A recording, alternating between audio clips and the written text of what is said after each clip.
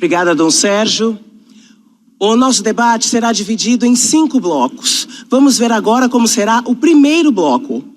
Neste primeiro bloco, os candidatos responderão a uma pergunta única feita por um representante designado pela CNBB. Os candidatos deverão responder na ordem de posição no cenário, da esquerda para a direita, em sentido horário. A resposta deverá ter 2 minutos.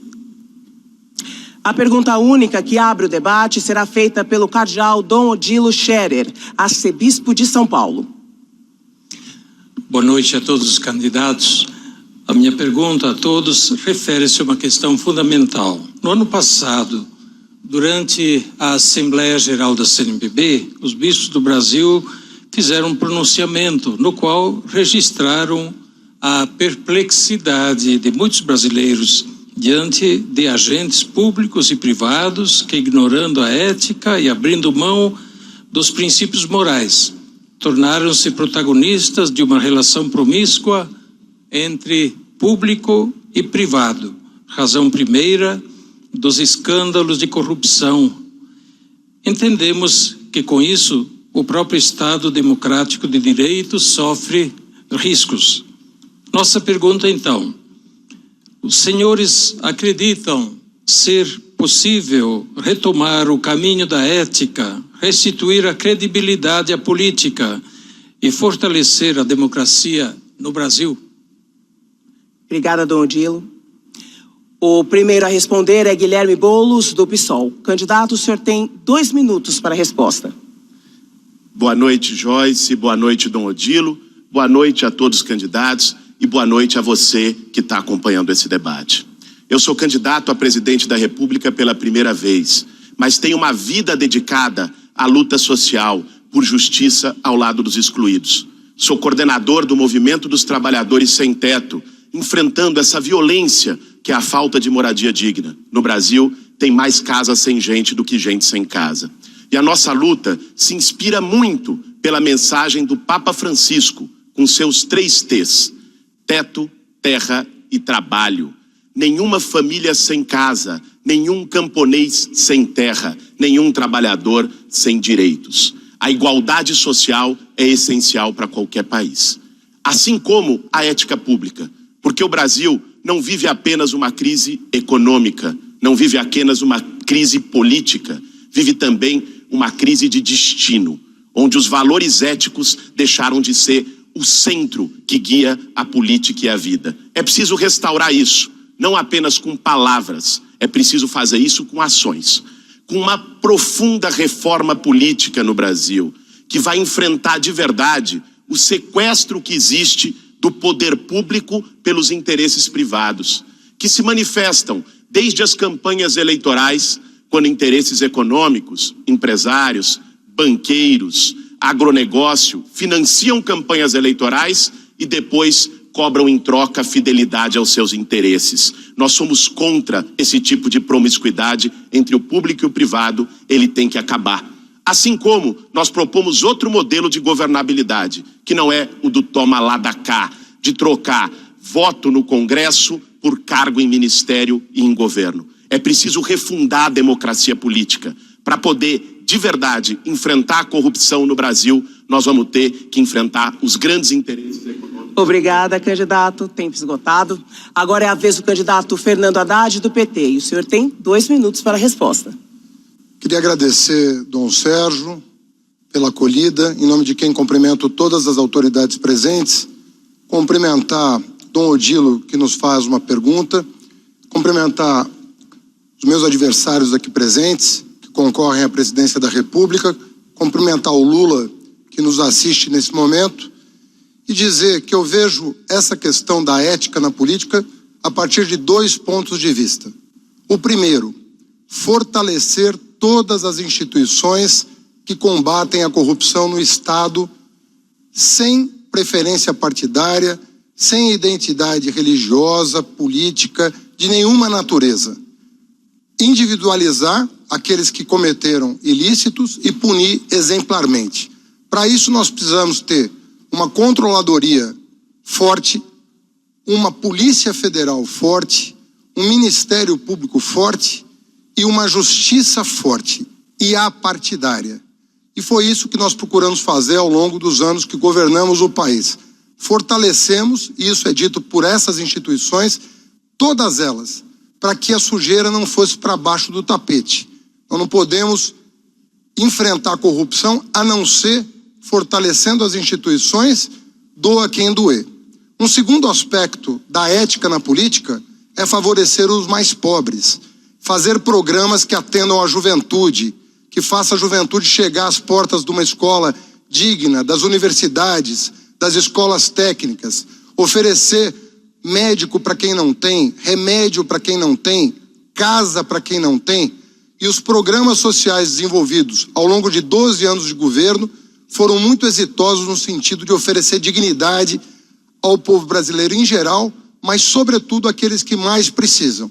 Portanto, fazer o dinheiro chegar ao pobre e combater exemplarmente a corrupção pelo fortalecimento das instituições. Obrigada, candidato. O próximo candidato é Álvaro Dias, do Podemos. O senhor tem 2 minutos, candidato. Um abraço a todos. Não poderíamos iniciar com uma pergunta mais importante do que esta de Dom Odilo Scherer. O combate à corrupção é a prioridade no país. O Brasil não pode mais ser governado por organizações criminosas. Nos últimos anos, esse país foi assaltado e, segundo autoridades judiciárias, foi governado por uma organização criminosa. O combate implacável à corrupção começa, evidentemente, pela valorização das instituições como a Polícia Federal, o Ministério Público e a Justiça.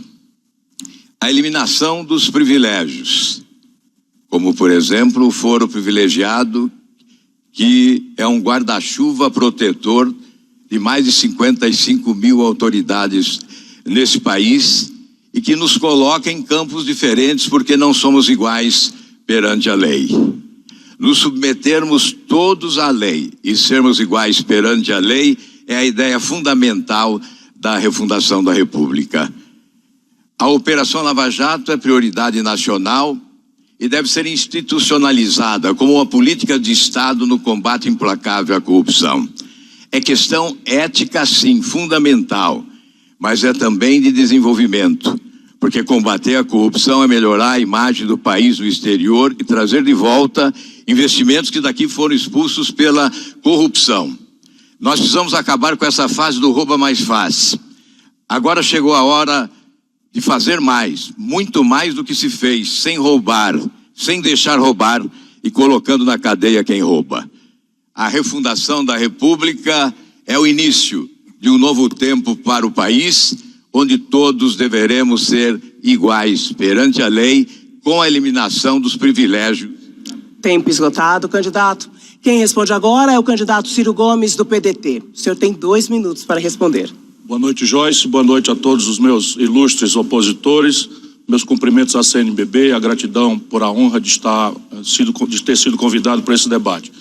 Meu estimado cardeal arcebispo Dom Odilo, palavras sem testemunho não representam nada. O enfrentamento da corrupção no Brasil, e a pergunta específica é se é possível sinalizar com seriedade ao nosso povo se a ética pode voltar a ser uma característica do comportamento republicano dos homens públicos, há de se aperfeiçoar em 2 planos.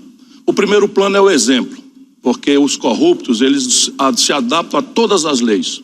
Pouco importa as formalidades, os protocolos, os corruptos sempre acharão caminhos, porque essa é uma fragilidade da obra humana. O que importa aqui é a exemplaridade. E eu, apenas para me apresentar ao povo brasileiro, tenho a honra de completar esse ano 39 anos de vida pública, nunca respondi por nenhum mal feito, nem sequer para ser absolvido. O que não é vantagem nenhuma, é apenas a minha obrigação, mas eu estou me apresentando ao povo brasileiro porque acho que o exemplo é melhor do que muitas palavras.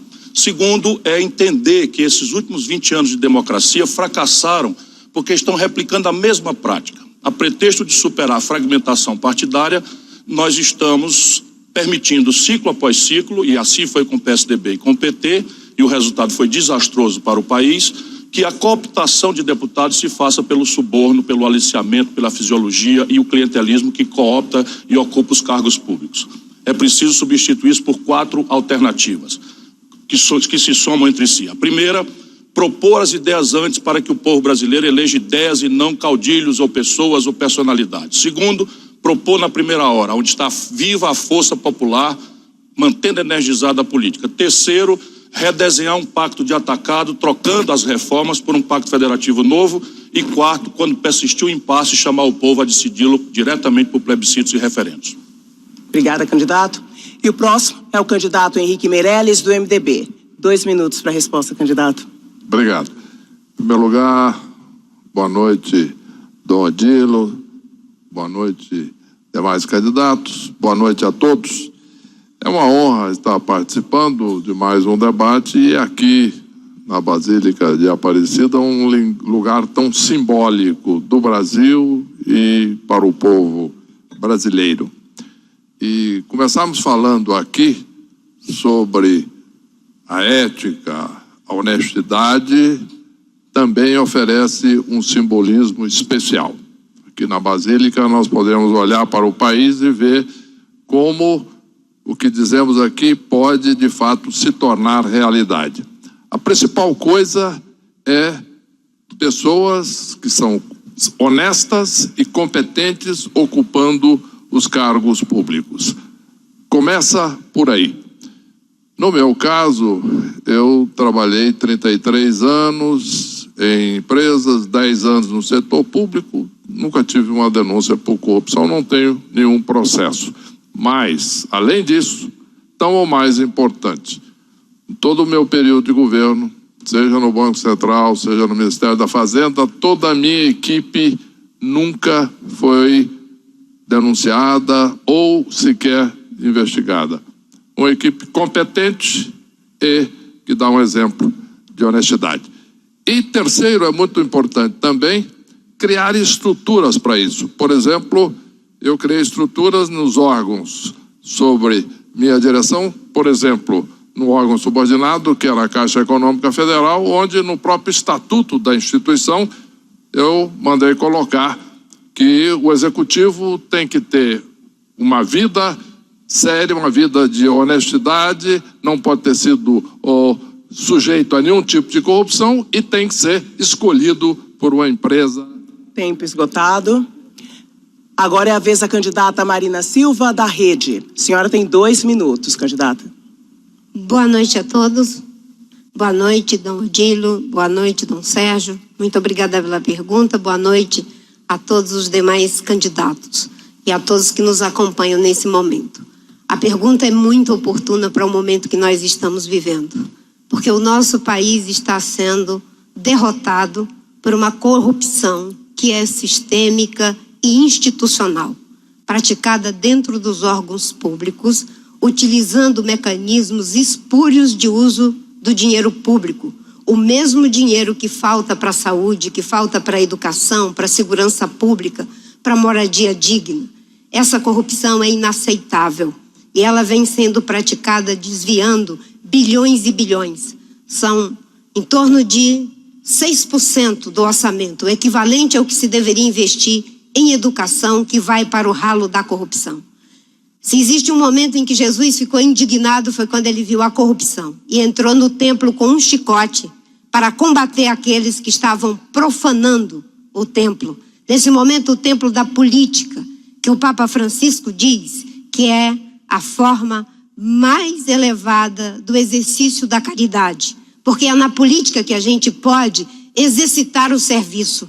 A política está sendo usada para enriquecimento ilícito e precisa ser combatida com medida que dê autonomia ao Ministério Público, à Polícia Federal para investigar e que se crie mecanismo de transparência, porque a corrupção funciona nas escuras.